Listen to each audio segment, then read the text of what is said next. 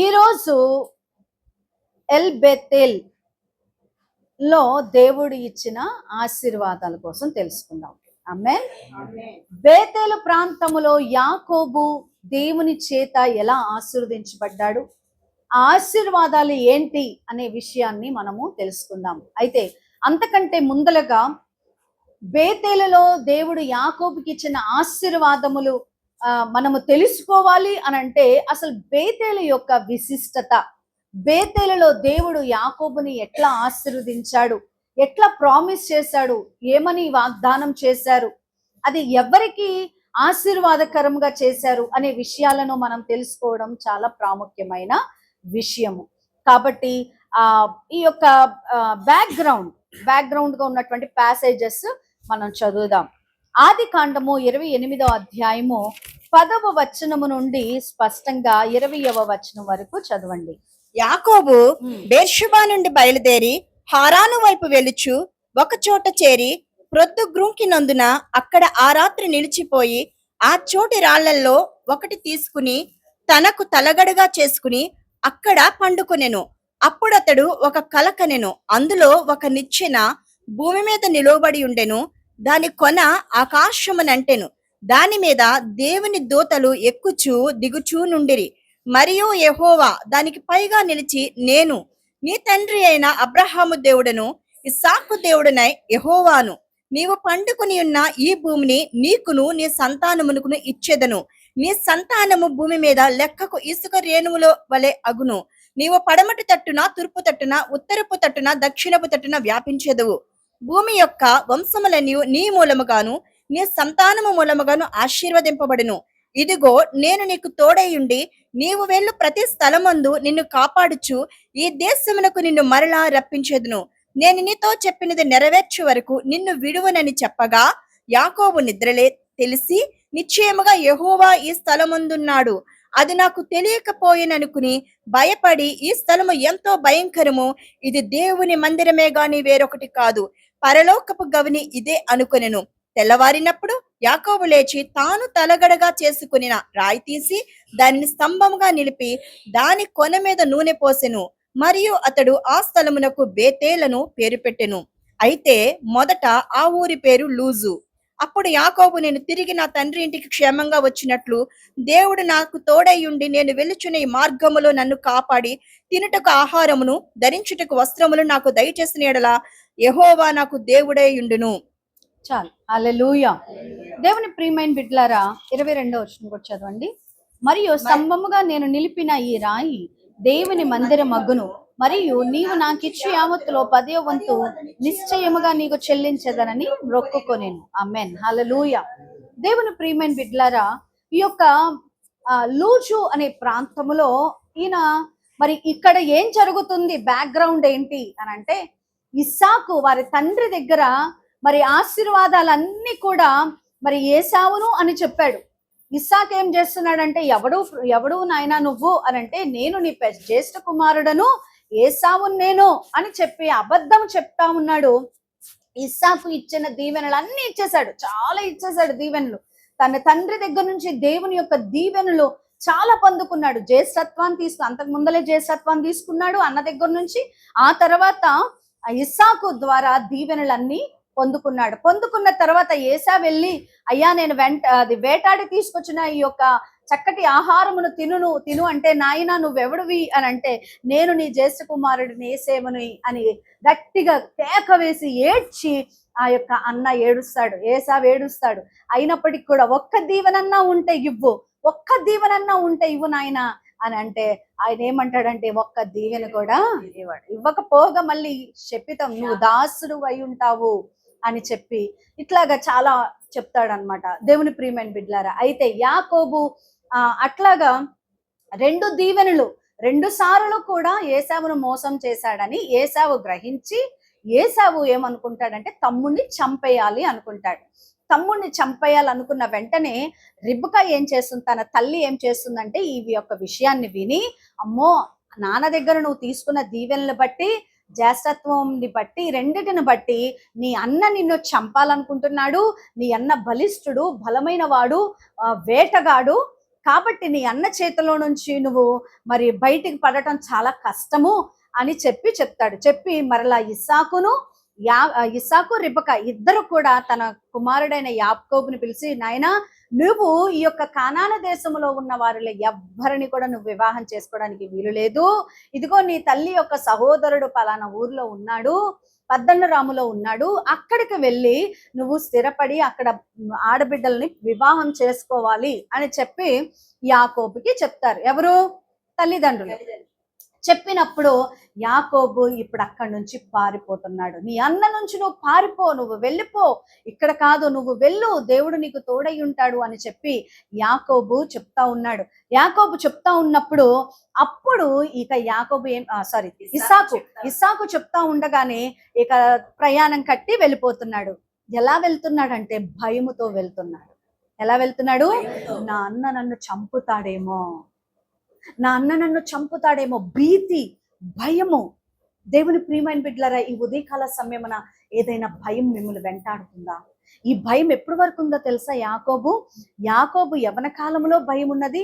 తర్వాత వెళ్ళి వివాహం చేసుకొని ఆ యొక్క లేయాని రాహేలని వివాహం చేసుకుని వారి దాసీలను ఉంచుకొని తర్వాత పిల్లలను కానీ దగ్గర 11-12 మంది పిల్లలని కని పెద్ద సంతానంగా మారిన తర్వాత కూడా ఆ భయము వెంటాడుతూనే ఉంది. ఎంత భయం అంటే అది వణికిపోతున్నాడు. ఇక ఎలా అంటే దేవుని పాదాల పట్టుకొని ఇంకా నువ్వు నన్ను ఆశీర్వదిస్తేనే తప్ప నేను నిన్ను వదలను అంటే ఆ భయము ఆయన ఏం చేసిందంటే దేవుని పాదాలు గట్టిగా పట్టుకునేటట్టు చేసింది. ఆమేన్, హల్లెలూయా. దేవుని ప్రియమైన బిడ్డలారా, కొంతమందికి కొన్ని భయాలు జీవితాంతం ఉన్నట్లుగా ఉంటాయి. అమ్మో, ఎట్లా ఈ భయము నుంచి వణుకు, లోపల నుంచి నరాలు పట్టి వణుకు పడుతుంది కొన్ని విషయాలను బట్టి, కొన్ని పరిస్థితులను బట్టి. ఈ రోజు నువ్వు ఏ యొక్క విషయములో నువ్వు భయపడుతున్నావో నాకు తెలియదు, కానీ దేవుడు ఆ భయాల నుంచి విడుదల చేయగలిగిన సమర్థుడై ఉన్నాడు. ఆమేన్. నువ్వు ఏ భయము పడుతున్నావో, యాకోబు అయితే తన అన్న చంపుతాడని భయము, తన పారిపోతాడని, లేకపోతే ఆయన ఏం తినాలని, ఏమి ధరించుకోవాలని, ఎట్లా జీవిస్తాడని ఏం భయం లేదు. తన అన్న బలమైన వాడు, వేటగాడు, వచ్చి నన్ను చంపుతాడు అని చెప్పి భయం పెట్టుకున్నాడు.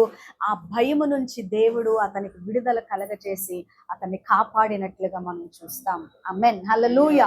అయితే ఇప్పుడు వెళ్ళే క్రమములో ఈ భయము నుంచి పరిగెత్తుతున్నాడు, పారిపోతున్న క్రమములో ఆయన హారాను వరకు చేరుకున్న తర్వాత అక్కడ ఏమైందంటే ఆ రాత్రి వేళ ఆయన ఒక రాయిని తలగడగా చేసుకొని పడుకున్నప్పుడు ఒక గొప్ప దర్శనం వస్తుంది. అది ఏమిటి అంటే భూమి మీద నుంచి ఆకాశమునకు ఒక ల్యాడర్, ఒక నిచ్చెన వేసి ఉన్నది. అక్కడ నుంచి దేవదూతలు దిగుతున్నాయి, ఎక్కుతున్నాయి. ఆమేన్, హల్లెలూయా. అక్కడి నుంచి ఆ పై నుంచి ఒక స్వరం మాట్లాడుతుంది. ఏమని అనంటే, మరియు యెహోవా దానికి పైగా నిలిచెనెను. ఆమేన్. యెహోవా ఇలా మాట్లాడుతున్నారు. ఏమని? ఎవరైనా మాట్లాడేది? సృష్టికర్త అయిన దేవుడు. ఏ దేవుడైతే ఆకాశమును భూమిని సమస్తమును సృష్టించాడో, ఆది సంభూతుడై ఉన్నాడో, సకల సృష్టికి సృష్టికర్త అయి ఉన్నాడో, ఆయన లేకుండా ఏది కలగలేదని చెప్పాడో, అల్ఫయు ఒమేగాయు అయిన దేవుడు, మృత్యుంజయుడై తిరిగి లేచి మృతుడనైతేని గాని సజీవుడుగా ఈ రోజుకి ఉన్న దేవుడు, తండ్రి కుడిపాశన కూర్చొని విజ్ఞాపన చేస్తున్న ఆ సృష్టికర్త అయిన యేసు ప్రభు వారు, యెహోవాక్యమై ఉన్న దేవుడు, యెహోవాయు ఉన్న దేవుడు ఇలా సెలవిస్తున్నాడు. ఏమనంటే, నీ తండ్రి అయిన అబ్రహాము దేవుడను, ఇస్సాకు దేవుడనైన యెహోవాను. ఆమేన్, హల్లెలూయా. తన్ను తాను పరిచయం చేసుకుంటున్నాడు. యాకోబు ఎంతటి వాడని దేవునికి తన్ను తాను పరిచయం చేసుకుంటున్నాడు. నాకంటే అల్పులైన వారికి నన్ను నేను పరిచయం చేసుకుంటాను, నీకు తెలీదా అంటాం. అవునా కదా? నా కోసం నీకేం తెలుసు అంటాం. కానీ ఆ సృష్టికర్త అయిన దేవుడు, ఆ మహోన్నతుడైన దేవుడు భయముతో పారిపోతున్న ఒక మనిషికి తన్ను తాను పరిచయం చేసుకుంటున్నాడు. ఏమి తెలియచేస్తుంది అని అంటే, అమితమైన ప్రేమ, అమితమైన దేవుని యొక్క సంకల్పం. అబ్రహాముకు ఆదికాండం 12వ అధ్యాయంలో చేసిన వాగ్దానాన్ని నెరవేర్చుకుంటున్నాడు. ఇక్కడ ఆయన వాగ్దానం ఇస్తే అది నెరవేర్చే దేవుడు అయి ఉన్నాడు. ఆయన నీకు ఏ వాగ్దానం ఇచ్చాడు ఈ రోజు నాకు తెలియదు, కానీ ఆ వాగ్దానాన్ని ఖచ్చితంగా ఆయన నెరవేర్చే దేవుడై ఉన్నాడు. అబ్రహాముకి వాగ్దానం చేశాడు, ఇదిగో నీ జనమును ఇసుక రేణువల్లే ఆకాశంలో ఉన్న నక్షత్రాల సంఖ్య కంటే ఎక్కువగా ఆశీర్వదిస్తానన్నాడు. ఈ రోజు అబ్రహాము తండ్రి అయిన అబ్రహాము దేవుడైన ఆ దేవుడే మనవడైన యాకోబుతో మాట్లాడుతున్నాడు. యాకోబుకి అబ్రహాం ఎవరో తెలియక లేకపోవచ్చు, పెద్ద పరిచయం లేకపోవచ్చు, మేబీ చిన్న చిన్న స్టోరీస్ అమ్మా నాన్నల ద్వారా వినుండొచ్చు, మీ తాత ఇలాగా మీ తాత అలాగా అని. కానీ దేవుడికి జ్ఞాపకం ఉన్నది. ఆమేన్. మనకి వాగ్దానము చేస్తే ఆయన నెరవేర్చే దేవుడై ఉన్నాడు. ఆయన కను దృష్టి నుంచి మనం ఎక్కడికి పారిపోలేం. ఆయన కను దృష్టి నుంచి మనం దూరముగా ఉన్నామని అనుకోవద్దు. దేవుడు జ్ఞాపకం చేసుకునే దేవుడై ఉన్నాడు. నిన్ను నన్ను ఆయన జ్ఞాపకం చేసుకుంటాడు. ఆయన చిన్నవాడి కాదు. ఈ సృష్టి అంతా కూడా సృజించిన దేవుడై ఉన్నాడు. ఆమేన్. ఏమంటున్నాడంటే యెహోవాను, నీవు పండుకొని ఉన్న ఈ భూమిని నీకును నీ సంతానమునకు ఇచ్చెదను. నీ సంతానం భూమి మీద లెక్కకు ఇసుక రేణువుల వలె అగును. నీవు పడమటి తట్టును, తూర్పు తట్టును, ఉత్తరపు తట్టును, దక్షిణపు తట్టు 4 దిశల నువ్వు ఆశీర్వదించబడతావంటే ఏంటి? ఈయన యవనస్తుడా, పారిపోతున్నాడా, ఇప్పుడు ఎక్కడికి వెళ్ళాలో కూడా తెలీదా? ఇలాంటి పరిస్థితుల్లో ఏమంటున్నాడు? నీ సంతానమును దీవిస్తానంటున్నాడు. 4 సైడ్ చెప్పాడు, నార్త్, ఈస్ట్, సౌత్, వెస్ట్ చెప్పాడు. నీ ప్రజలు, నీ యొక్క బిడ్డలు, నీ సంతానము విస్తరిస్తుంది అని చెప్తున్నాడు. ఆమేన్. సృష్టికర్త అయిన దేవుడు ఎంత గొప్ప వాగ్దానం. నిరీక్షణ లేదు అనే సమయాలలో ఇచ్చే వాగ్దానం ఇది. భయపడుతున్న సమయాల్లో ఇచ్చే వాగ్దానం ఇది. గమ్యమేంటో తెలియదు అన్నప్పుడు ఇచ్చే వాగ్దానం ఇది. ఈ వాగ్దానాన్ని చేత పట్టుకొని ఒక మాట అంటున్నాడు, ఇదిగో నేను నీ తోడై ఉండి నీవు వెళ్ళు ప్రతి స్థలమందు నిన్ను కాపాడుచు. అబ్బా, ఎంత గొప్ప ఆశీర్వాదం అండి. నేను నీకు తోడై ఉండి నీవు వెళ్ళు ప్రతి మార్గమున ప్రతి స్థలమందు నిన్ను కాపాడుతానేను అంటున్నాడు. అబ్బా, అసలు యాకోబు అడిగాడా నన్ను కాపాడమని? అడగలా. నేను నీకు తోడై ఉంటాను, నువ్వు వెళ్ళే ప్రతి స్థలమందు నిన్ను కాపాడుతానంటున్నాడు. ప్రతి అపాయం నుంచి తప్పించగలిగిన వాడు దేవుడు. ప్రతి అపాయం నుంచి తప్పిస్తాడు ఆయన. మన మార్గములలో ఆయన ఉన్నాడు. మనకు తోడై ఉన్న దేవుడు, మనల్ని తప్పిస్తున్న దేవుడు, మనల్ని కాపాడుతున్న దేవుడు అనుక్షణము మన వెంటే ఉండి ఆయన సన్నిధిని మన వెంట పెడుతున్నాడు. నిన్ను కాపాడుచు, నీ దేశమునకు నిన్ను మరలా రప్పించెదను. నేను నీతో చెప్పింది నెరవేర్చే వరకు నిన్ను విడువను. నేను నీకు చెప్పింది నెరవేర్చే వరకు నేను నిన్ను విడువను అంటున్నాడు. చప్పట్లు కొట్టి ప్రభు నామమున నేను నీకు వాగ్దానము చేసింది నెరవేర్చు వరకు, నేను నీకు చెప్పిన వాగ్దానము నెరవేర్చు వరకు నిన్ను విడువను. నీతోనే వస్తాను, నీతోనే ఉంటాను, నిన్ను కాపాడుతాను, నువ్వు వెళ్ళే ప్రతి స్థలమందు నిన్ను కాపాడుతాను అని అంటే వెంటనే యాకోబు నిద్రలేసి ఇలాగంటున్నాడు, అమ్మో ఏంటి దేవుడు నాతో మాట్లాడాడు, ప్రతిదీ గుర్తు పెట్టుకున్నాడు. తెల్లారి లేచి అంటున్నాడు, ఇది యాకోబు లేచి తాను తలగడగా చేసుకున్న రాతిని తీసి ఆ స్తంభముగా దాన్ని నిలిపి కొన మీద నూనె పోసి మరియు అతడు ఆ స్థలమునకు బేతేలు అని పేరు పెట్టెను. అయితే మొదట ఆ ఊరి పేరు లూజు. అయితే ఆ ఊరి పేరు లూజు, కానీ అక్కడ ఒక రాతిని పెట్టి అక్కడ తైలము పోసి అభిషేకించి ఆ యొక్క దాన్ని ఏమంటున్నాడు? బేతేలు అన్నాడు. అప్పుడు యాకోబు, నేను తిరిగి నా తండ్రి ఇంటికి క్షేమముగా వచ్చినట్లు దేవుడు నాకు తోడై ఉండి నేను వెలుచున్న ఈ మార్గంలో నన్ను కాపాడి తినుటకు ఆహారమును ధరించుటకు వస్త్రములు నాకు దయచేసిన ఎడల యెహోవా నాకు తోడై ఉండును అని చెప్పి అక్కడ బేతేలు అని పేరు పెట్టాడు. ఇది యెహోవా మందిరమే తప్ప మరి ఏది కాదు, దేవుని మందిరమగును. ఆమేన్. సంగమా, నువ్వెక్కడ ఆశీర్వదించబడతావు అంటే దేవుని మందిరములో ఆశీర్వదించబడతావు. ఆమేన్ హల్లెలూయా. ఎక్కడ ఆశీర్వదించబడతావు? నువ్వు దేవుని మందిరాన్ని ప్రేమించాలి. దేవుని మందిరానికి రావటానికి నువ్వు ఇష్టపడాలి. దేవుని సన్నిధిలో భయముతో వణుకుతో ఉండాలి. దేవుని యొక్క సన్నిధి అంటే మామూలు కాదు, ఆషామాషి కాదండి. దేవుని సన్నిధి ఎక్కడ ఉంటుందో అక్కడ బంధకాలు తెంచబడతాయి. దేవుని సన్నిధి ఎక్కడ ఉంటుందో అక్కడ భయాలు పోతాయి. దేవుని సన్నిధి ఎక్కడ ఉంటుందో అక్కడ ఆశీర్వాదం ఉంటది. దేవుని సన్నిధి ఎక్కడ ఉంటుందో అక్కడ కాపుదల ఉంటుంది. దేవుని సన్నిధి ఉన్న చోట గొప్ప ఆశీర్వాదం, గొప్ప కాపుదల. చీకటికి తావులేదు, భయానికి తావులేదు, అనారోగ్యానికి తావులేదు, వస్త్రహీనతకి తావులేదు, దరిద్రతకు తావులేదు, అసమాధానానికి తావులేదు.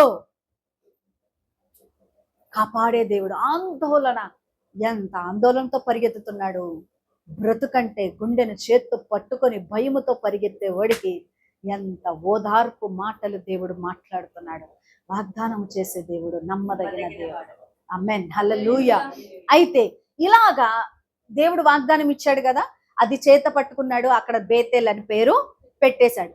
బేతేల్ అని పేరు పెట్టేసిన తర్వాత సరే నేను ఇక్కడికి వస్తే, నేను క్షేమంగా నేను మళ్ళీ వస్తే, నా తండ్రి ఇంటికి వస్తే నేను మొక్కుకున్న మొక్కుబళ్ళన్నీ నేను చెల్లిస్తాను అని చెప్పి మొక్కుకున్నాడు. మొక్కుకొని వెళ్ళిపోయాడు.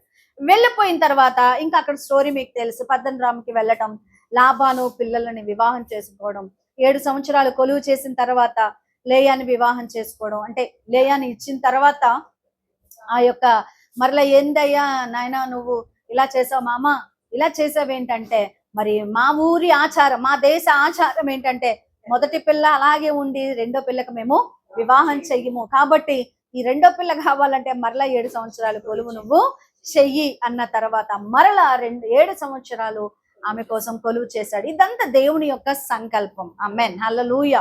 అక్కడ ఉన్నాడు. ఇక సంతానాభివృద్ధి చేశాడు దేవుడు. యాకోబుని వాగ్దానం చేసినట్లుగా 28వ అధ్యాయంలో చేసిన వాగ్దానాన్ని ప్రతిదీ కూడా 32, 35 అధ్యాయాలు వచ్చే వరకు కూడా ఆయన్ని ఎంతగానో అభివృద్ధి పొందిస్తా ఉన్నాడు. దేవుడు కాపాడుతూ ఉన్నాడు. ఆయన వెళ్ళే ప్రతి స్థలములో దేవుడు అతన్ని కాపాడుతున్నాడు. ఆయన పశు సంపదను ఆశీర్వదిస్తున్నాడు. ఆ యొక్క గొడ్లను అన్నిటినీ, గొర్రెలను, మేకలను, సమస్తము ఆయనకి ఏమేమి ఉన్నాయో అన్నిటిని అభివృద్ధి చేసుకుంటూ వస్తున్నాడు. భార్యలను ఇచ్చాడు, చక్కటి భార్యలను, పిల్లలను ఇచ్చాడు, సంతానాభివృద్ధి చేశాడు. లాబాను యాకోబును బట్టి ఆశీర్వదించబడడం ప్రారంభించాడు. అందరూ కూడా యాకోబు వెనకాల ఆయన దేవుని యొక్క హస్తాన్ని చూస్తున్నాడు. ఆమేన్ హల్లెలూయా. అయితే ఇంత ఆశీర్వదించబడిన తర్వాత ఇప్పుడు ఏం చేస్తున్నాడంటే దేవుడు ఆ యొక్క యాకోబుని ఏం చేస్తాడు, నువ్వు మరలా వెళ్ళు బేతేలుకు, నువ్వు పిలువబడిన ప్రాంతానికి, నీ తండ్రి ఇంటికి నువ్వేం చేయాలి, ఇప్పుడు వెళ్ళాలి. ఇప్పుడు సమయం వచ్చింది, నువ్వు తిరిగి ఏం చేయాలి, వెళ్ళాలి. మేబీ యాకోబు అక్కడే ఉండాలనుకున్నాడేమో.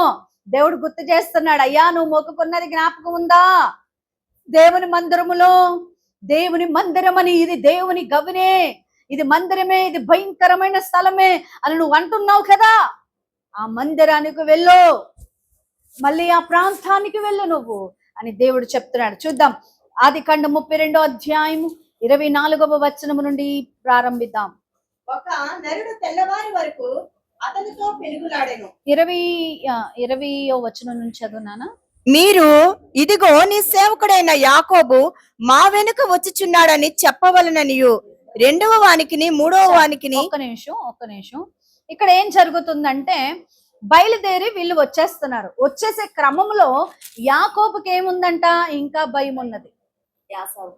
ఏసావంటే ఇంకా భయం ఉన్నది. ఏంటి, ఎంత అభివృద్ధి పొందాకే, ఎంత ఆశీర్వదించబడ్డాకే భయం మాత్రం పోలా. అన్నంటే అమ్మో నాన్న నన్ను చంపేస్తాడేమో అని చెప్పి అసలు ఆ అధ్యాయం అంతా ఎంత బ్యూటిఫుల్ గా ఉందంటే, కానీ వాళ్ళ అన్నని, నేను మా అన్నని వెళ్ళే చంపేస్తా అంట్లా, అన్నకి ఎంత భయపడుతున్నాడు, వణికిపోతున్నాడు అంతే. దానికోసం అసలు మొదటి నుంచి చదివితే అసలు స్పష్టంగా అర్థం అవుతుంది. యాకోబు తన త్రోవను వెలుచుండగా దేవదూతలు అతన్ని ఎదుర్కొనిరి. యాకోబు వారిని చూచి, ఇది దేవుని సేన అని చెప్పి ఆ చోటికి మహానయీము అని పేరు పెట్టెను. యాకోబు ఎదోము దేశమున అనగా సేయరు దేశమునున్న తన సహోదరుడైన యాషావు నద్దకు దూతలను తనకు ముందుగా పంపి, మీరు నా ప్రభువైన యాసావుతో, ఇంతవరకు నేను లాబాను నద్ద నివసించి ఉంటిని, నాకు పశువులు గాడిదలు మందలు దాసదాసీ జనమును కలరు.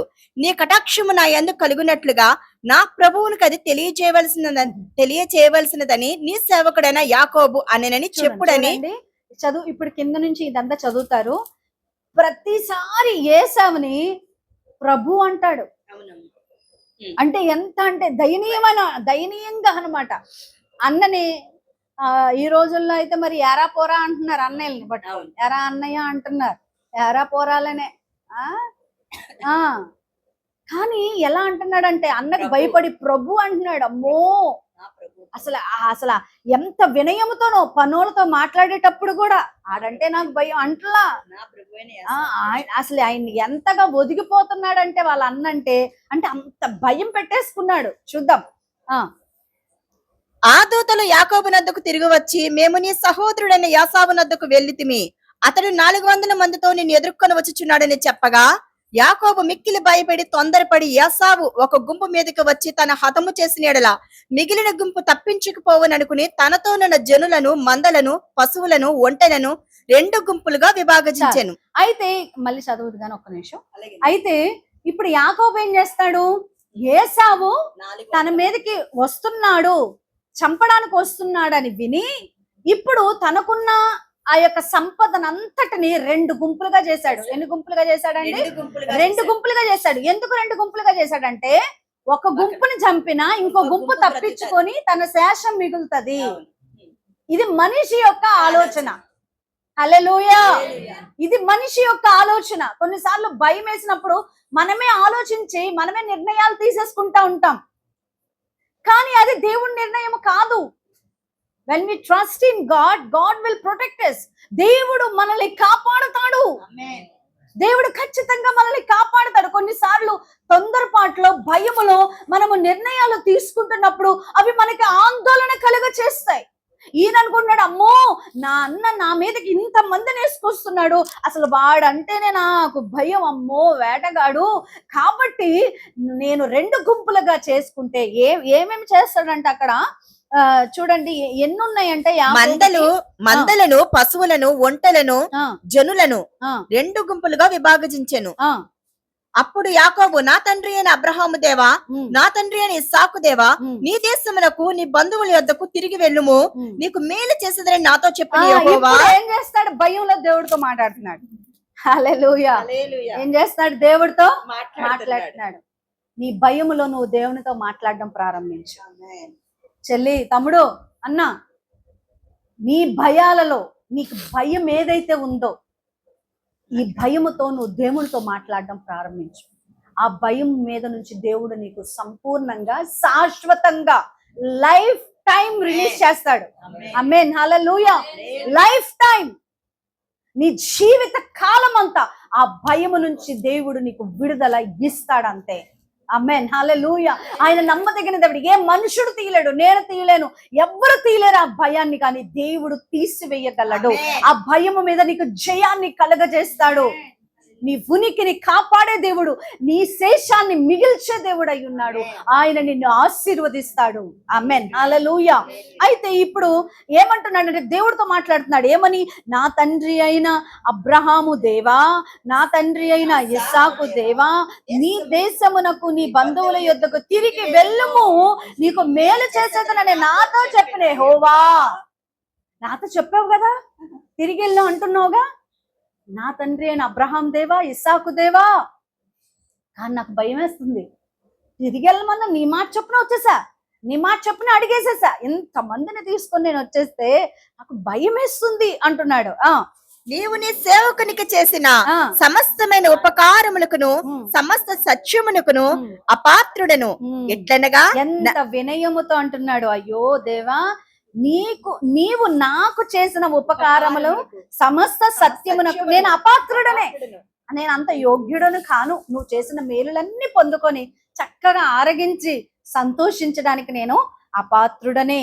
ఎట్లనగా నా చేతి కర్రతో మాత్రమే ఈ యోర్దాను దాటి తిని ఇప్పుడు నేను 2 గుంపులైతిని. ఒంటిగా నేను వెళ్ళాను, ఇప్పుడు గుంపులుగా మారిపోయాను, జనముగా మారిపోయాను. హల్లెలూయా. నువ్వు ఒంటిగా ఉన్నావు అని అనుకోవద్దు, నిన్ను జనముగా, గొప్ప జనముగా చేస్తాడు ఆయన. హల్లెలూయా. ఎంత గొప్ప ఆశీర్వాదం అండి ఇది. మోడు బారిపోయిన జీవితాలను చిగురింప చేయగలిగిన దేవుడై ఉన్నాడు ఆయన. ఆయన మోడు బారిపోయిన నీ స్థితిని తిరిగి రాయగలిగిన దేవుడు, నిన్ను మరలా తిరిగి చిగురింప చేయగలిగిన దేవుడు, నీ తలని ఎత్తే దేవుడై ఉన్నాడు, నీ కొమ్మని ఎత్తే దేవుడై ఉన్నాడు. నీ ముఖము మీద ప్రకాశమానమైన వెలుగును, తేజస్సును దేవుడు కనపరుస్తాడు ఆయన. హల్లెలూయా. మోడు బారిన జీవితాలను చిగురింపచేయగలవు నీవు. మోడు బారిన జీవితాలను చిగురింపచేయగలవు నీవు. మారానుభవం మధురముగా మార్చగలవు నీవు. మారానుభవం మధురముగా మార్చగలవు నీవు. మహోన్నతుడా నీ కృపలో నివసించుట నా జీవిత ధన్యమై ఉన్నది. మహోన్నతుడా నీ కృపలోనే నివసించుట. మహోన్నతుడా నీ కృపలోనే నివసించుట. మహోన్నతుడా నీ కృపలోనే నివసించుట నా జీవిత ధన్యమై ఉన్నది. హల్లెలూయా. నేను ఒంటిగా వెళ్ళాను, ఇప్పుడు గుంపులుగా మారిపోయాను. నేను గొప్ప సంతానము, గొప్ప సమూహముగా నన్ను మార్చావు కదా యెహోవా. నెక్స్ట్. నా సహోదరుడైన యాషావు నుండి, యాషావు చేతి నుండి దయచేసి నన్ను తప్పించుము. అతడు వచ్చి పిల్లలతో తల్లిని నన్ను చంపునేమో అని అతనికి భయపడుచున్నాను. నేను నీకు తోడై నిశ్చయముగా మేలు చేయొచ్చు.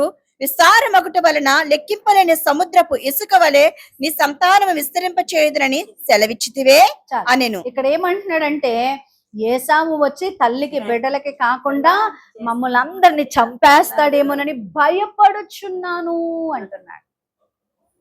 మన భయాలను ఎవరి దగ్గరైనా కప్పుకోవచ్చు, కానీ దేవుని దగ్గర కప్పుకోకూడదు. దేవుని దగ్గర బహిరంగంగానే మన భయాలు ఒప్పుకొని అడుగుదాం. ఆ భయం నుంచి విడుదల చేయమని అడుగుదాం. దేవుడు విడుదల చేసే దేవుడు అయ్యాడు. యాకోబుని ఏసావు నుంచి విడుదల చేయగలిగితే మనల్ని కూడా మన శత్రువు నుంచి, మన భయాల నుంచి విడుదల చేయగలడు. ఆమేన్. ఇప్పుడు అంటున్నాడు, ఆయన చేతి నుంచి నన్ను విడిపించు ప్రభువా. అతడు అక్కడ రాత్రి గడిపి తాను సంపాదించిన దానిలో తన అన్నయ్య అయిన యాసావు కొరకు ఒక కానుకను, అనగా 200 మేకలను, 20 మేకపోతులను, 200 గొర్రెలను, 20 పొట్టేళ్లను, 30 పాడి ఒంటెలను, వాటి పిల్లలను, 40 ఆవులను, 10 ఆబోతులను, 20 ఆడగాడిదలను, 10 గాడిద పిల్లలను తీసుకుని మందను వేరువేరుగా తన దాసుల చేతికి అప్పగించి, మీరు మందకు నడుమ ఎడముంచి నాకంటే ముందుగా సాగిపోండని తన దాసులతో చెప్పెను. మరియు వారిలో ఒక్కొక్క మందలు ఏమున్నాయంట? 200.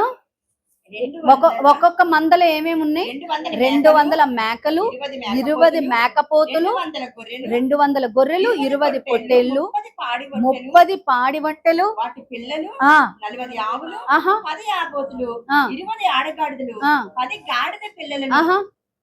తీసుకొని మందను వేరు, అంటే ఒక్కొక్క మందలో ఇన్ని ఉన్నాయి. ఎన్ని బహుమతులు ఇస్తున్నాడండి అలా అన్నని చల్లార్చడానికి, అలా అన్న కోపాన్ని చల్లార్చడానికి. ఎన్ని మందలు ఇట్లా అంట గుంపులుగా చేసి ఒక్కొక్క మందికి వెడంగా, అంటే ముందలగా ఫస్ట్ ఒక గిఫ్ట్, తర్వాత ఇంకా లేదు ఈ మాత్రం నాకేం సరిపోతాయి అని మళ్ళీ వెళ్తే ఇంకో రెండో మంద గిఫ్ట్ గా, కనీసం ఈ గిఫ్ట్స్ పొందుకొనైనా నా మీద కోపం చల్లారుతుందేమో. చదవమ్మా. తన దాసుల చేతికి అప్పగించి, మీరు మందకు నడుమ ఎడముంచి నాకంటే ముందుగా సాగిపోండని తన దాసులతో చెప్పెను. మరియు వారిలో మొదటి వానితో, నా సహోదరుడైన యాసావు నిన్ను ఎదుర్కొని, నీవెవరి వాడవు, ఎక్కడికి వెళుచున్నావు, నీ ముందర నిన్నవి ఎవరివని నిన్ను అడిగినెడలా, నీవు ఇవి నీ సేవకుడైన యాకోబువి, ఇది నా ప్రభువైన యాసావు కొరకు పంపబడిన కానుక. నీ సేవకుడైన యాకోబువి, నా ప్రభువైన. అమ్మో, అసలు మాట పదజాలం చూసారా? అసలు ప్రభు అంటున్నాడు, దాసుడు అంటున్నాడు, సేవకుడు అంటున్నాడు, అంత ఒదిగిపోతున్నాడు అన్న దగ్గర. దీని అంతటికి కారణం ఏంటంటే భయము. ఆ భయాన్ని చంపేస్తాడేమోనన్న భయము. ఏంటంటే ఈ గిఫ్ట్స్ అన్ని ఇస్తే, వినయముతో విధేయతతో మాట్లాడితే చెరిగిపోతుందేమో. కానీ యాకోబుకు అర్థం కాని విషయం ఏంటంటే యెహోవా కాపాడగలడు. హల్లెలూయా. చదవండి. అదిగో అతడు మా వెనుక వచ్చుచున్నాడని చెప్పుమని ఆజ్ఞాపించెను. అట్లతడు నేను ముందుగా పంపుచున్న కానుక వలన అతని సమాధాన పరిచిన తరువాత నేను అతని ముఖము చూచెదను. అప్పుడు అతడు ఒకవేళ నన్ను కటాక్షించును అనుకుని, మీరు యాసావును చూచినప్పుడు ఆ చొప్పున అతనితో చెప్పవలననియు, మీరు ఇదిగో నీ సేవకుడైన యాకోబు మా వెనుక వచ్చుచున్నాడని చెప్పవలననియు, రెండో వానికిని మూడవ వానికిని మందల వెంబడి 3 మందలు వెళ్తున్నాయి ఇప్పుడు ఇలాగా. వారందరికీ ఆజ్ఞాపించెను. మందల వెంబడి వెళ్లిన వారికి అందరికీ ఆజ్ఞాపించెను. అతడు కానుకను తనకు ముందుగా పంపించి తాను గుంపులో ఆ రాత్రి నిలిచెను. ఆ రాత్రి అతడు లేచి తన 2 భార్యలను, తన 2 దాసులను, తన 11 మంది పిల్లలను తీసుకుని యబ్బోకు రేవు దాటిపోయెను. యాకోబు వారిని తీసుకుని ఆ ఏరు దాటించి తనకు కలిగినదంతయు పంపివేసెను. యాకోబు ఒక్కడు మిగిలిపోయాను. తనకున్నదంతా 3 గుంపుల్లో వెళ్ళిపోయినాయి. ఇక అన్ని వెళ్ళిపోయినాయి. ఆఖరికి ఒక్కడే మిగిలిపోయాడు. ఈయన ఉన్నాడు అంతే. రేవు దాటిచ్చేసి అందరిని పంపించేశాడు. 11 మంది పిల్లలు, భార్యలు, సంతానము, గొడ్లు, సావిళ్ళు మొత్తం ఇక ఆఖరికి పంపించేసి ఇప్పుడు ఒక్కడే ఉండిపోతున్నాడు. ఇంత ఆఖరిలో ఉన్నాడు. అందరిని ముందలు పంపించి ఆఖరిలో ఉంటే ఇప్పుడు ఏం చేస్తాడంటే, ఇప్పుడు అంతమంది పంపించినా ఈ భయం పాటల. అమ్మో, నా అన్న కోపము చల్లారదేమో, నా అన్న కోపము చల్లారదేమో, ఎందుకంటే నేను అంత మోసం చేశాను నా అన్నని, చల్లారదేమో అని అక్కడే ఉండిపోయి ఇప్పుడు పెనుయల్లో పెనుగులాడుతున్నాడు. అక్కడ ఇక్కడ దేవుని పాదాల దగ్గర పెనుగులాటం ప్రారంభించాడు. హల్లెలూయా. ఈ భయాలు పోవాలి అని అంటే నువ్వు పెనుగులాటం ప్రారంభించాలి. భయము పోవాలంటే పెనుగులాడాలి. దేవుడు మనము పెనుగులాడితే దేవుడు మనల్ని ఆశీర్వదిస్తాడు, మన ప్రార్థనను ఆలకిస్తాడు.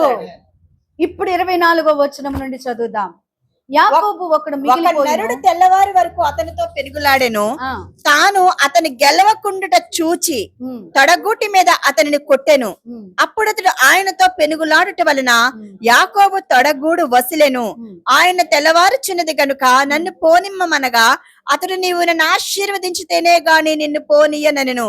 ఆయన నీ పేరేమని అడుగగా అతడు యాకోబు అని చెప్పెను. అప్పుడు ఆయన, నీవు దేవునితోనూ మనుష్యులతోనూ పోరాడి గెలిచితివి గనుక ఇక మీదట నీ పేరు ఇజ్రాయేలే గాని యాకోబు అనబడదని చెప్పాను. అప్పుడు యాకోబు, నీ పేరు దయచేసి తెలుపమనెను. అందుకైన, నీవు ఎందు నిమిత్తము నా పేరు అడిగితివని చెప్పి అక్కడ అతను ఆశీర్వదించెను. యాకోబు, నేను ముఖాముఖిగా దేవుని చూచితిని, అయినను నా ప్రాణము దక్కినదని ఆ స్థలమునకు పెనుయేలు అను పేరు పెట్టెను. హల్లెలూయా. నువ్వు బేతేలు ఆశీర్వాదము పొందాలంటే పెనుయేలు అనుభవము కావాలి. హల్లెలూయా. బేతేలులో ముందలే కదా ఆశీర్వాదం ఇచ్చింది. బేతేలు ఆశీర్వాదము నువ్వు పొందాలంటే పెనుయేలు అనుభవము గుండా నువ్వు వెళ్ళాలి. ఆ రాత్రి అంతా కూడా ఒక అతనితో ఆయన పోరాడుతుంటేనంట అతన్ని యాకోబే గెలుస్తున్నాడంట. యాకోబే గెలుస్తుంటే, అయ్యి ఇక నన్ను వదులయ్యా, నువ్వు నన్ను వదులు, తెల్లారిపోతుంది అని వదులు అని ఆ మనుషుడు అంటుంటే వదలట్లేదు. నువ్వు నన్ను ఆశీర్వదిస్తే గాని, నువ్వు నన్ను ఆశీర్వదిస్తే, గగ్గోలం అంటున్నాడు, కేకలు వేస్తున్నాడు, అరుస్తున్నాడు, ఏడుస్తున్నాడు, విజ్ఞాపన చేస్తున్నాడు. భయపడే ఏసావునే ప్రభువు ప్రభువు ప్రభు అని అంత వినయముతో అన్నప్పుడు ఆయన పట్టుకున్నది దేవుణ్ణని, ఆ దేవుడే ఆశీర్వదించేవాడని నమ్మినప్పుడు ఇంకెంత వినయముతో పెనుగులాడుంటాడు ఆ రాత్రంతా. అప్పుడు ఇక తెల్లవారుతుంది, నువ్వు నన్ను వదలవా అని తొడ గూటి మీద ఏం చేశాడంట, కొట్టినాడంట. కొట్టిన వెంటనే అక్కడే అతనికి నర్వ్ అంతా పని చేయకపోవడం వల్ల కుంటడం ప్రారంభించాడు. అయితే అప్పుడు అంటున్నాడు, నువ్వు మనుషునితో దేవునితో పోరాడిన వాడవు, పోరాడి గెలిచితివి గనక నీ పేరేంటంటే, నా పేరు యాకోబు అని అంటే నీ పేరు ఇప్పుడు ఇజ్రాయేలు అనబడను. హల్లెలూయా. చప్పట్లు కొట్టి ప్రభు నామాన్ని మహిమ పరుద్దాం. హల్లెలూయా. బేతేలు ఆశీర్వాదము నువ్వు పొందాలి అని అంటే నీకు పెనూయేలు అనుభవము కావాలి. ప్రభువా, పెనూయేలు అనుభవము నాకు దయచేయి ప్రభువా. నీతో పెనుగలాడి, నీతో మాట్లాడి, గోజాడి, అయ్యా నా కన్నీటిని నీ పాదాల దగ్గర వేస్తా ఉన్నానయ్యా, నన్ను కాపాడి నన్ను రక్షించయ్యా, నాకు విడుదల దయచేయి ప్రభువా అని మనం ఏం చేయాలంట, పెనుగులాడాలి. అప్పుడు దేవుడు ఏం చేశాడంటే అతన్ని ఆశీర్వదించి వెళ్ళిపోయాడు. వెళ్ళిపోయిన తర్వాత 35వ అధ్యాయంలో మనం వచ్చేద్దాం. ఇక్కడ నుంచి బయలుదేరి వెళ్తుంటే దేవుడు వచనములో దేవుడు యాకోబుతో నీవు లేచి బేతేలునకు వెళ్లి అక్కడ నివసించి నీ సహోదరుడని యాషావు ఎదుట నుండి నీవు పారిపోయినప్పుడు నీకు కనపడిన దేవునికి అక్కడ బలిపీఠము కట్టమని చెప్పగా, యాకోబు తన ఇంటి వారితోనూ తన యొద్దనున్న వారందరితోనూ మీ యొద్దనున్న అన్య దేవతలను పారవేసి మిమ్మల్ని మీరు శుచిపరుచుకుని మీ వస్త్రములను మార్చుకునుడి, మనము లేచి బేతేలునకు వెళుదము. నా శ్రమ దినమున నాకు ఉత్తరమిచ్చి నేను వెళ్ళిన మార్గమున నాకు తోడయుండిన దేవునికి బలిపీఠమును అక్కడ కట్టెదనని చెప్పెను. వారు తమ యొద్దనున్న అన్య దేవతలన్నిటిని తమ చెవులనున్న పోగులను యాకోబునకు అప్పగింపగా, యాకోబు షెకెము దగ్గరున్న మస్తకి వృక్షము క్రింద వాటిని దాచిపెట్టెను. వారు ప్రయాణమైపోయినప్పుడు దేవుని భయము వారి చుట్టూనున్న పట్టణముల మీద నుండెను గనుక వారు యాకోబు కుమారులను తరుమలేదు. హల్లెలూయా. హల్లెలూయా. ఇప్పుడు ఏమంటున్నాడంటే, అయ్యా ఇంకా చాలు, పెనూయేలులో పోరాడిన యాకోబుతో దేవుడు మాట్లాడుతున్నాడు. 35వ అధ్యాయంలోకి వచ్చేసరికి, నువ్వు ఎక్కడైతే మొక్కుకున్నావు అక్కడికి వెళ్ళు, పెనూయేలులో కాదని నిన్ను ఆశీర్వదించేది నేను. పెనూయేలు అనుభవం దాటి ఇంకొంచెం ఆశీర్వాదంలోకి నువ్వు వెళ్ళిపోవాలి. ఇప్పుడు బేతేలు దగ్గరికి వెళ్ళాలి. హల్లెలూయా. అక్కడికి వెళ్ళి నువ్వు మొక్కుకున్న మొక్కుబళ్ళు చెల్లించక్కడ. నీ సంతటి వారి దగ్గరికి వెళ్ళు, నీ సంతతి వారిని నేను అక్కడ ఆశీర్వదిస్తాను, నీకు వాగ్దానం చేసింది నేను నెరవేర్చు వరకు నేను నీకు తోడై ఉంటానని వాగ్దానం చేశానుగా, ఇప్పుడు నువ్వు ఎక్కడికి వెళ్ళు అని అంటే బేతేలుకు వెళ్ళు అంటున్నాడు. హల్లెలూయా. ఇప్పుడు బేతేలులో ఉన్న ఆశీర్వాదాలు చెప్తున్నాను. మొట్టమొదటి ఆశీర్వాదం ఏంటి అంటే, తన శత్రువు సైన్యములో అన్నిటి మీద దేవుడు వారికి విజయాన్ని కలగచేశాడు. ఆమేన్. హల్లెలూయా. ఆ చుట్టుపక్కల ఉన్న శత్రువులందరూ కూడా యాకోబు ఈ మార్గమున వస్తున్నాడని చెప్పి వాళ్ళందరూ భయపడిపోయారట. భయపడిపోయి వీళ్ళ పిల్లల జోలికి రాలేదు. మొట్టమొదటి ఆశీర్వాదము ఏమిటి అనంటే, తన శత్రువుల మధ్యన ఆయన తన ప్రజలను కాపాడాడు. ఆమేన్. హల్లెలూయా. హల్లెలూయా. శత్రువుల నుంచి ఆయన ఏం చేశాడు, కాపాడాడు. మన జీవితంలో కూడా మన శత్రువుల చేతిలో నుంచి మనల్ని కాపాడే దేవుడై ఉన్నాడు. తర్వాత చదవన్నాను. 7వ యాకోబును అతనితోనున్న జనులందరూ కనానులో లూజుకు అనగా బేతేలునకు వచ్చిరి. బేతేలుకు వచ్చారు. అతడు తన సహోదరుని ఎదుట నుండి పారిపోయినప్పుడు దేవుడు అక్కడ అతనికి ప్రత్యక్షమాయను గనక అక్కడ బలిపీఠమును కట్టి ఆ చోటికి ఎల్ బేతేల్ అని పేరు పెట్టిరి. హల్లెలూయా. ఏం చేశాడంటే ఎల్ బేతేల్ అని పేరు పెట్టాడు. 7వ వచనాన్ని మనం చూద్దాం. అతడు తన సహోదరుని ఎదుట నుండి పారిపోయినప్పుడు దేవుడు అతనికి ప్రత్యక్షం ఆయన గనుక అక్కడ బలిపీఠమును కట్టి ఆ చోటికి ఎల్ బేతేలు, దేవుడు ఇక్కడ ఉండే స్థలము అని చెప్పి పేరు పెట్టి అక్కడ గొప్పగా బలిపీఠం కట్టి దేవునికి అర్పణలు అర్పించినట్లుగా మనం చూస్తున్నాం. బేతేలుకు చెందిన దేవుడు. హల్లెలూయా. హల్లెలూయా. దేవుని యొక్క ఆశీర్వాదం అక్కడ ప్రారంభించబడుతుంది. గొప్పగా దేవుడు యాకోబుని ఆశీర్వదిస్తున్నాడు. మొట్టమొదటిగా శత్రువు చేతుల్లో నుంచి విడిపించాడు. ఇక శత్రు సైన్యము ఇక యాకోబు అంటే భయపడిపోయి యాకోబు దగ్గరికి వాళ్ళు రావట్లా. రెండవదిగా బేతేలు దగ్గర మళ్ళా మొక్కుబళ్ళన్నీ చెల్లించి బలిపీఠము కట్టి అంతా శుచి చేసుకొని అన్య దేవతలను పక్కన పెట్టి అందరూ కూడా బేతేలు దగ్గరకు వస్తే ఆ యొక్క ప్రాంతాన్ని మళ్ళా అభిషేకించి బలిపీఠము కట్టి అక్కడ దానికి ఏం చేస్తున్నాడంటే ఎల్ బేతేల్ అని పేరు పెడుతున్నాడు. హల్లెలూయా. ఎల్ బేతేల్ దేవుని యొక్క మందిరము. దేవుని మందిరములో దేవుని ఆశీర్వాదాలు పొందుతున్నాడు. ఏంటి ఆ ఆశీర్వాదములు అని మనం చూసినట్లయితే 9వ వచనమును చూద్దాం. యాకోబు పద్దనరాము నుండి వచ్చుచుండగా దేవుడు తిరిగి అతనికి ప్రత్యక్షమే అతన్ని ఆశీర్వదించెను. అప్పుడు దేవుడు అతనితో, నీ పేరు యాకోబు, ఇక మీదట నీ పేరు యాకోబు అనబడదు, నీ పేరు ఇజ్రాయేలు అని చెప్పి అతని పేరు పెట్టాను. హల్లెలూయా. నేను సర్వశక్తి కలిగిన దేవుడను, నీవు ఫలించి అభివృద్ధి పొందుము, జనముల సమూహము నీ వలన కలుగును, రాజులను నీ గర్భవాసమున పుట్టెదరు. ఎంత గొప్ప ఆశీర్వాదం అండి. ఇక్కడ ఏమంటున్నాడు? యాకోబు కాదు, రెండవసారిగా ఆయన పేరుని ఇజ్రాయేలుగా కన్ఫర్మ్ చేసేసాడు. పెనూయేలులోను మనుషులతో దేవునితో పోరాడితివి అని ఇజ్రాయేల్ అని పిలిచాడు. ఇప్పుడు ఆ ఇజ్రాయేల్ పేరుకి ఇక్కడ కన్ఫర్మ్ చేసి ఏమంటున్నాడంటే, నువ్వు జనములకు రాజులు నీ గర్భము నుండి వచ్చెదరు. ఆయన గర్భము నుండి రాజులు వచ్చారు. దావీదు వచ్చాడు. ఓ హల్లెలూయా. ఆ గర్భము నుంచి యేసు ప్రభువారు వస్తున్నారు. ఆయన రాజులకు రాజు, ప్రభులకు ప్రభు. ఎంత గొప్ప ఆశీర్వాదం. నువ్వు ఫలించి అభివృద్ధి చెందుతావు. బేతేలు మందిరములోనికి వచ్చిన తర్వాత దేవుడు యాకోబుకి ఇచ్చిన రెండో ఆశీర్వాదం పేరు మార్చాడు, ఇజ్రాయేలుగా మార్చాడు. మూడవది ఫలించి అభివృద్ధి. హల్లెలూయా. ఫస్ట్ది శత్రువుల చేతుల నుంచి విడిపించాడు. రెండవది పేరు మార్చాడు. పేరు మార్చి ఇజ్రాయేలుగా పేరు మార్చాడు. ఈ రోజు ఇజ్రాయేల్ దేశాన్ని ఎవరు ఓడించలేకపోతున్నారంటే కారణం ఏంటి?